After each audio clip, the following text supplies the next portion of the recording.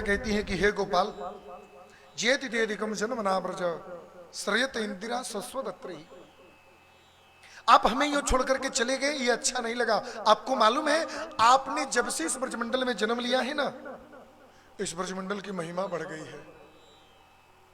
इस पूरे ब्रजमंडल का मानो भाव बढ़ गया है।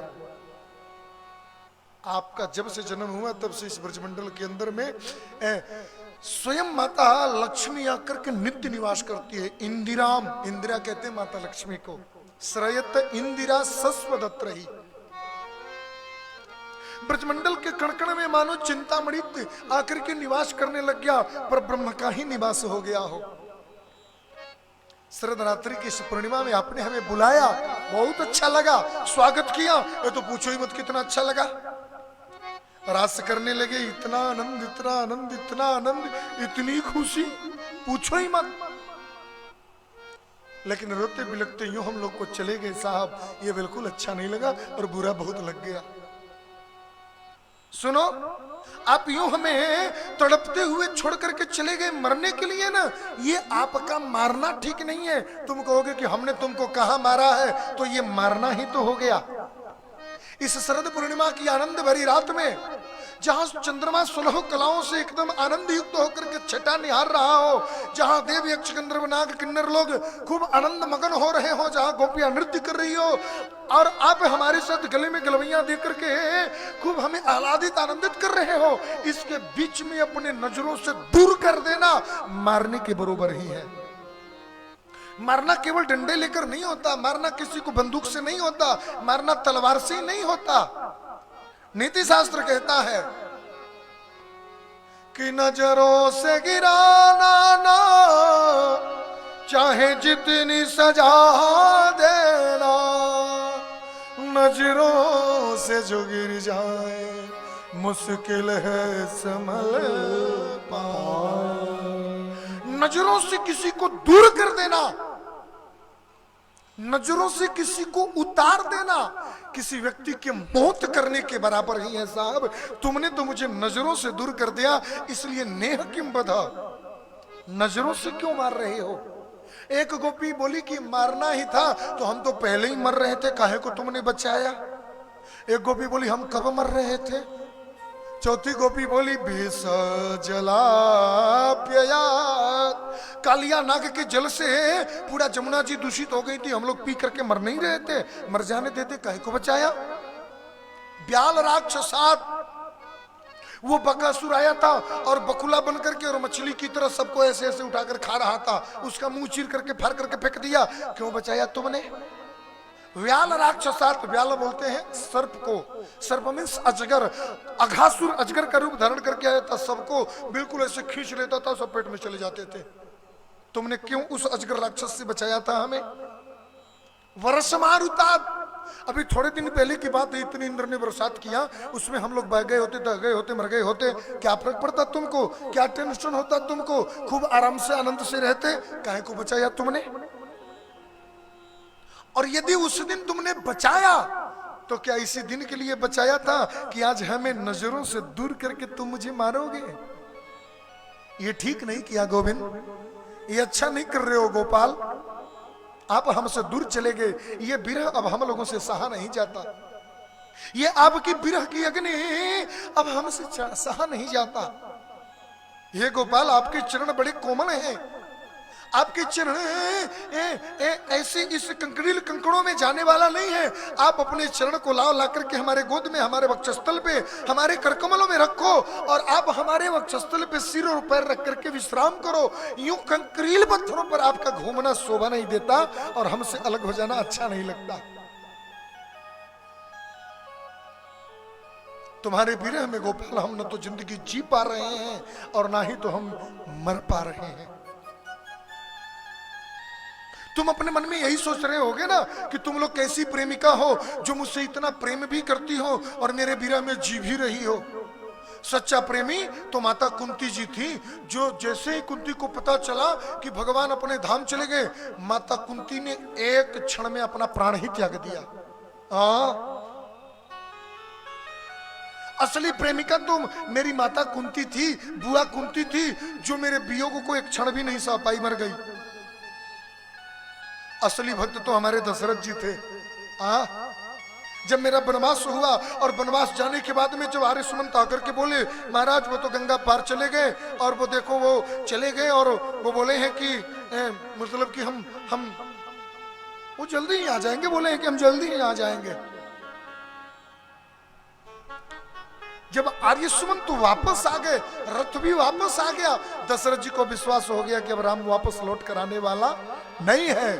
तो राम राम कही राम कही, राम राम कही राम, तन परिहरि रघुबर विरह, राउ गयो सुरदाम, सो सुत बिछरत गय भून प्राण, को पापी बड़े मोर समान, मोर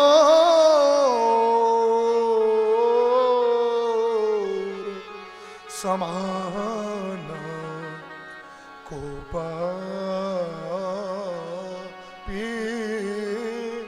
बड़े मोर समान।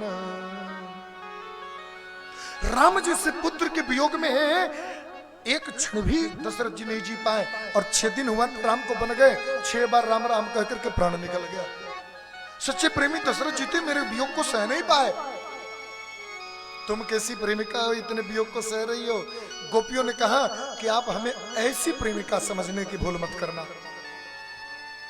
मैं माना आपके वियोग को नहीं, कुंती नहीं सह पाई, मीरा नहीं सह पाई, आपके वियोग को दशरथ नहीं सह पाए, लेकिन क्या आपके वियोग को सीता जी ने नहीं सहा था?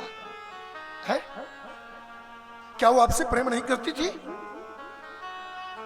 जब माता जानकी का हरण हो गया, लंका में चली गई, अशोक वाटिका में पड़ी थी, हनुमान जी महाराज पता लगाने के लिए गए और पता लगा करके आए वापस। राम जी से, राम जी पूछे क्या सीता का, जानकी का, मेरी वैदेही का पता चला? हाँ, कहाँ है? लंका में है। तो क्या मेरी जानकी मेरे वियोग में अभी तक जिंदा है? क्या मेरे वियोग को सीता सह पाई है और रह पाई है? हनुमान जी बोले कि आपके वियोग को वो सह पाती तो नहीं, लेकिन फिर भी जिंदा है। कैसे जिंदा है? हनुमान जी महाराज ने संदेशा राम जी को सुनाया। बोले कि वो जानकी मरना चाहती तो है, लेकिन चाह करके भी वो मर नहीं पाती है। क्यों नहीं मर पाती है? प्राण कभी कभी निकलना चाहता है आपके वियोग में, लेकिन जैसे ही प्राण निकलने चलता है तो नाम पहारू दिवस निसी, ध्यान तुम्हार कपाल, लोचन निज पद चंत्रिता, तो प्राण जाहि कहीं बार। प्राण निकलना चाहता है, आपका नामस्मरण, आपका नाम रूपी पहरेदार आकर रोक देता है, प्राण नहीं निकलना। कभी कभी नाम रूपी पहरेदार को झटका मारता, चल हट, मेरे को जानना है, राम का वियोग नहीं सहूंगा। तो ध्यान तुम्हार कपाट, आपकी समाधि, आपकी ध्यान, आपका स्मरण रूपी दरवाजा बंद हो जाता है।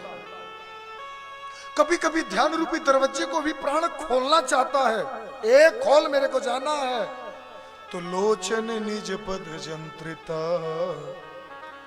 ये नेत्र रूपी, आंख रूपी ताले बंद हो जाते हैं, और जैसे ही नेत्र बंद होते हैं वैसे ही परमात्मा के पास ये प्राण जाएगा कहां? परमात्मा तो स्वयं हृदय में ही प्रकट हो जाता है, और ये प्राण चाह करके भी जा नहीं पाता है। निकल नहीं पाता है। हमारी दशा भी कुछ ऐसी ही है। मरना तो हम लोग भी चाहते हैं, लेकिन तब कथामृतो तप्त जीवनो, कवि विरीडितो कल्पसापहम्। आपकी कथा रूपी अमृत हमारे प्राण को निकलने ही नहीं देता। कलयुग के कलिवश ताप के निवारण करने का एकमात्र आपका नाम ही अमृत है। और आपका अमृत हमें हर समय कानों, नाक, मुंह, कान के द्वारा मिलते रहता है। रूप, सौंदर्य, बांसुरी, लीला रूपी अमृत हमको प्राप्त होता है। हम चाह करके भी मर नहीं पाती हैं, क्योंकि अमृत पीने वाला मर नहीं पाता है। हे गोपाल, लेकिन फिर भी हम मर तो सकते नहीं हैं, लेकिन तड़प तो सकते हैं। जो अमृत पी लिया वो मरेगा नहीं, लेकिन कनपट पर एक तमाचा मार दो तो लाल पड़ जाएगा, पुरवैया बहेगा तो दर्द तो जरूर करेगा। हे गोपाल, आपके वियोग में हम मर नहीं सकती हैं, लेकिन तड़प तो सकती हैं। लेकिन अब ये तड़प भी बर्दाश्त नहीं होता, इसलिए आजा रसिया, अरे आजा रसिया, अरे आजा रसिया,